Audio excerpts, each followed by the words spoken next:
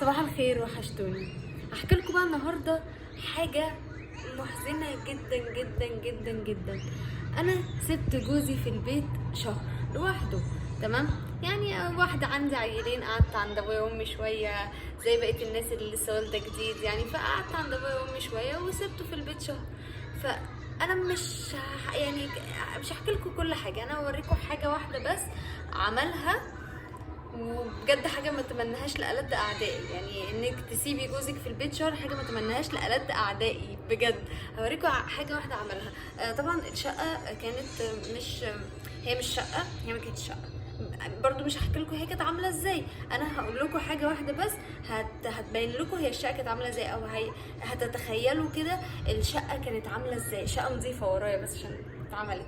انا جبت 3 عملوا الشقه، 3 متخيلين؟ 3 ستات جم عملوا الشقه، اللي هو انا مش هقدر عليها، ولا حد معايا هيقدر عليها، ولا ان انا اجيب واحده تعملها هتقدر عليها، ولا 2. لا، هم 3 جم عملوا الشقه. ماشي. وانا حاسه برضو ان هي ايه، يعني مش زي الاول، هي حالتها ما بقتش زي الاول. فتعالوا بقى اوريكم الحاجه التانية اللي انا بجد فضلت واخده الرياكشن ده.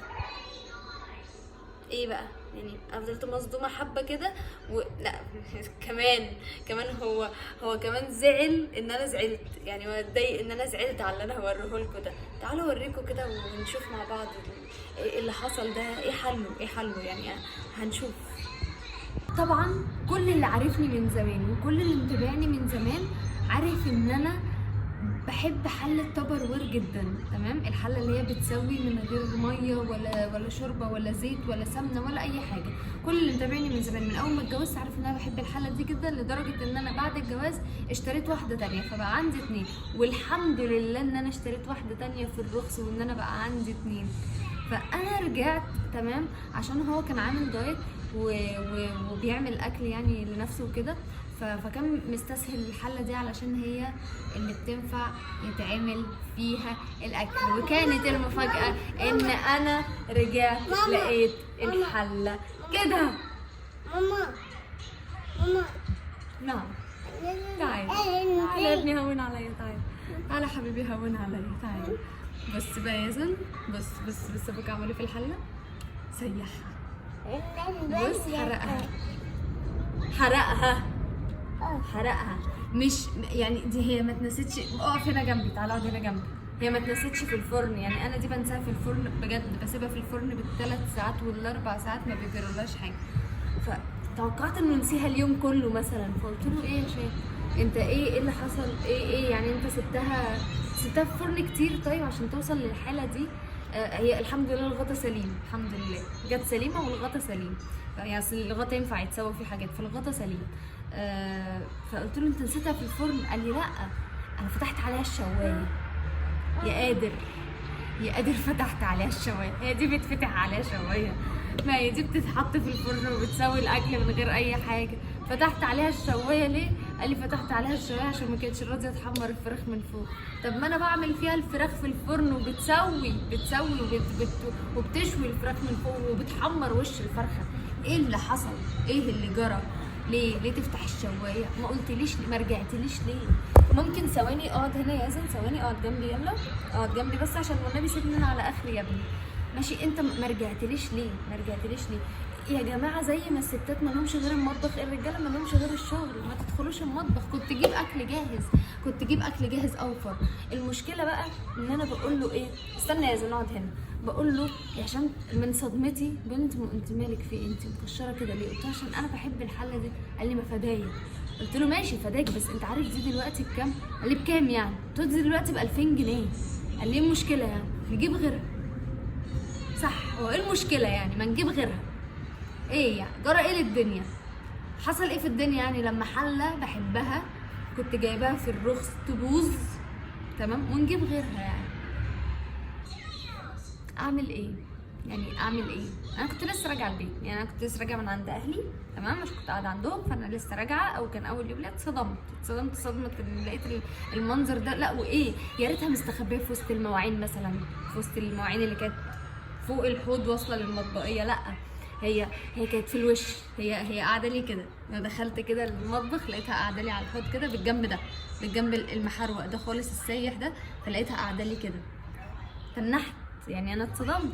فما تسيبوش رجاله لوحدها في البيت، تمام؟ ويعني لو هتسيبوهم في البيت سيبوا لهم الاكل جاهز. انا دي غلطتي، بس انا كان شهر فما مش هقدر، انتوا عارفين يا كان تعبان وكده، فانا ما كنتش هقدر ان انا اعمل اكل لمده شهر يعني بصراحه. وانا رايحه اريح اصلا واريح دماغي شويه، عشان قعدت في رمضان هنا وكنت بعمل اكل كل يوم في رمضان والاتنين معايا، وكان ياكل لسه مولود، فانا كنت بريح يعني، فمش هعمل كده وكده. المهم بقى ايه، ما تسيبوش رجاله في البيت، والرجاله ملهاش غير الشغل، ماشي؟ يعني ممكن تروح الشغل وترجع وانا هعمل لك كل اللي انت عايزه، بس ما تدخلش المطبخ، ما تجيش جنب المطبخ خالص، يعني ما اشوفكش في المطبخ، تمام؟ يعني بجد، يعني قولوا لجوازاتكم كده، مش انا قلت له مش اشوفكش في المطبخ تاني، مش ما تدخلش المطبخ، ما تجيش جنب اي حاجه. لما هي دي سهله ان احنا نجيب زيها، انا مش عارفه اجيب زيها ازاي. انا يا جماعه انا الحله دي كنت جايباها ب 400 جنيه، انتوا متخيلين؟ الحله دي انا كنت جايباها في الرخص ب 400 جنيه، وانا بحبها عشان هي فعلا صحيه وبتسوي الاكل بكل سهوله، وانتوا عارفين انا عملت فيها اكل كتير قبل كده ليكوا يعني ووريته لكم. فقصه ان انا اشتري واحده تانية دلوقتي، هي بجد هي دلوقتي معديه ال 2000 و1000، يعني في الصغيره ب 1000 وي، والكبيره معديه ال 2000 اسعار كده، اللي هو انا مش هروح اشتري حله برده ب 2000 جنيه، ما هو في عقل يعني، انا مش هروح اشتري حله ب 2000 جنيه. التانية اللي انا اشتريتها بعد الجواز كانت ب 600 جنيه، كان عليها سيل. فانا دي انا مش عارفه اجيب زيها تاني، وبجد بتنفعني في العزومات، يعني هي كانت بتنفعني جدا في العزومات. فانا حزينه جدا، انا حتى مش عارفه ابين ان انا حزينه، هو ما ادانيش فرصه ان انا ازعل، وما ادانيش فرصه ان انا ابين حزني على الحله اللي انا بحبها، فانا حتى مش عارفه ازعل يعني.